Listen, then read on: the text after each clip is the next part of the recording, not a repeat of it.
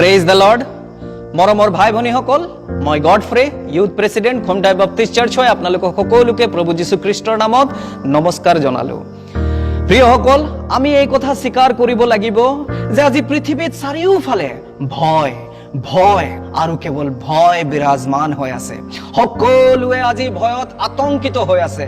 ৰোগীজন ভয়ত আছে মৃত্যুৰ, ডেকাসকল ভৱিষ্যতৰ ভয়ত আছে, পিতৃ মাতৃয়ে নিজৰ সন্তানৰ ভৱিষ্যতক লৈ ভয়ত আছে, সৰু কি বৰ কি আজি সকলোৱে ভয়ত আছে। আজি আমি এই কথা স্বীকাৰ কৰিবই লাগিব প্ৰিয়সকল যে আজি পৃথিৱীত ভয় আছে। ঈশ্বৰে আদম আৰু হাৱাক সৃষ্টি কৰিলে আৰু তেওঁলোকক এডেন বাৰীত থলে। এডেন বাৰীত তেওঁলোক অতিশয় সুখত আছিল, আনন্দত আছিল, ঈশ্বৰৰ সহভাগিতাত আছিল, তেওঁলোকৰ কোনো ভয় নাছিল। এনেতে শয়তান আহিল আৰু তেওঁলোকক পৰীক্ষিত কৰিলে। তেওঁলোক পৰীক্ষাত পৰিল আৰু যিহকে মানা কৰা হৈছিল তাকেই তেওঁলোকে কৰিলে। গধূলি পৰত ঈশ্বৰে আদমক বিচাৰি আহিলে আৰু ক'লে, আদম তুমি ক'ত আছা? তাতে আদমে ক'লে, মই ভয় কৰি লুকাই আছো। পোন প্ৰথমবাৰ পৃথিৱীত আদমৰ মুখেৰে ভয় শব্দটি প্ৰকাশ পালে। ভয় সোমাই আহিল পৃথিৱীত শয়তানৰ কাৰ্যৰ যোগেদি, ভয় সোমাই আহিল পৃথিৱীত অবাধ্যতাৰ যোগেদি। তাৰ পূৰ্বে পৃথিৱীত ভয় নাছিল। ভয় হৈছে এক শক্তি যি শয়তানে এই পৃথিৱীলৈ এৰি দিছে। ভয় হৈছে এটা শক্তি, যি ধৰণে বিশ্বাস এক শক্তি, প্ৰেম এক শক্তি, আনন্দ এক শক্তি। ভয় হৈছে এক নকাৰাত্মক শক্তি, এক ধ্বংসাত্মক শক্তি।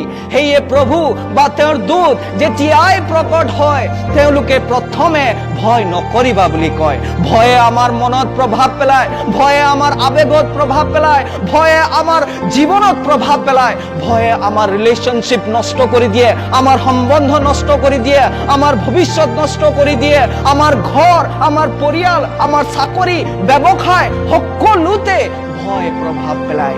সেয়ে প্ৰিয়সকল, ভয় শয়তানৰ সেই শক্তি হয় যি শয়তানে এই পৃথিৱীত মেলি দিছে। কিন্তু আমি দাউদৰ দৰে সাহসী, দাউদৰ দৰে বিশ্বাসী হ'ব লাগে, কিয়নো দাউদে কয়, এনেকি মই মৃত্যু ছায়াৰ উপত্যকা দি চলিলেও মই কোনো আপদলৈ ভয় নকৰো। আমি ভয় কেতিয়াও কৰিব নালাগে প্ৰিয়সকল, কিন্তু দাউদৰ দৰে আমি বিশ্বাসী হ'ব লাগিব, দাউদৰ দৰে আমি সাহসী হ'ব লাগিব আৰু ভয়ৰ মুখত চাই আমি ক'ব লাগিব, ভয়, মই তোমাক ভয় নকৰো। ভয়ক যদি আমি ভয় কৰো তেন্তে তাৰ অৰ্থ এয়া যে আমি মানি লৈছো ঈশ্বৰ সৰু আৰু ভয় ডাঙৰ। আমি মানি লৈছো শয়তানৰ শক্তি বেছি কিন্তু ঈশ্বৰৰ শক্তি কম। কিন্তু প্ৰিয়সকল, আমি নতুন নিয়মত আছো।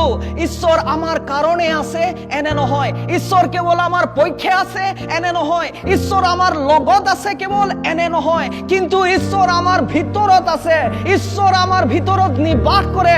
মই হওঁ ঈশ্বৰৰ ঠিকনা, মই কোনো আপদলৈ ভয় নকৰো, কিয়নো প্ৰভু যীশুৱে মোক সকলো শয়তানৰ শক্তিৰ ওপৰত অধিকাৰ দিছে। আমেন, প্ৰেইজ দ্য লৰ্ড।